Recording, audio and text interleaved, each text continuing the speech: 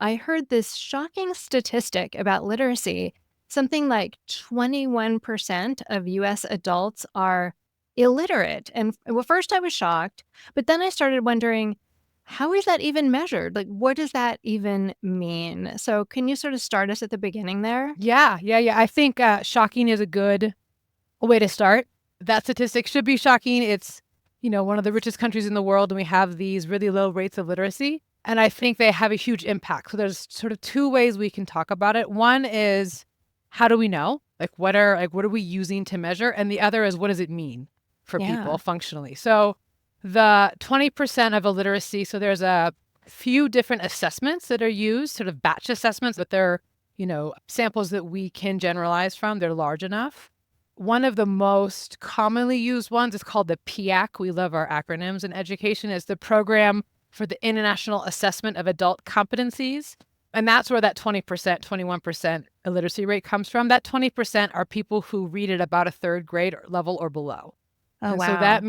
that means like job applications, voter registration guides, medical information packets, all of that's pretty inaccessible. Reading to your children, often inaccessible.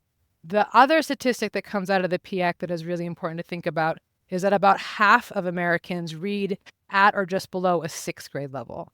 And so those also have pretty big impacts. Conversational English, when we sort of on this podcast today, when we talk to our friends and colleagues, that's at about a fifth grade level in terms of the complexity, the syntax, the grammar, the vocabulary that we use.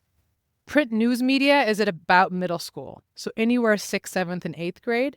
And then all of the things that we want to be able to do to be like empowered, in charge of our lives. So joining the military or going to a trade school or a 2-year community college or a university, all of that is high school and above. And Wow. so So you're saying like half the US population couldn't do those things yeah. because of their reading skills. Yeah, to get into the military, you have to take an entrance exam, and that lots of soldiers who want to enlist cannot pass the entrance exam. And it has to do with their rates of literacy. And so the military is solving the problem largely by giving test prep classes to those prospective soldiers, not necessarily solving the reading problem for them, but getting them past the test. So there are like these barriers to entry in multiple places that people can't access without some serious intervention or support.